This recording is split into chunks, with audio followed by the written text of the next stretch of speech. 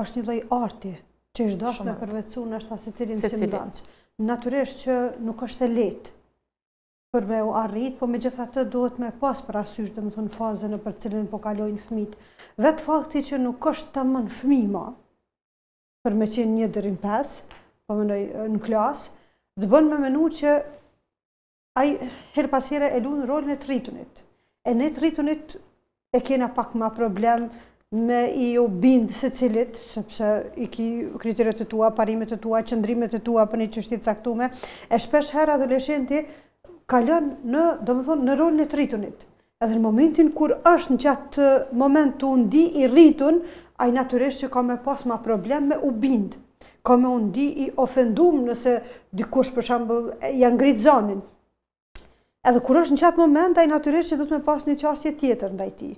Në anën tjetër, ka raste kur ndihet fëmijë, ndihet i vogël, sepse është në mes.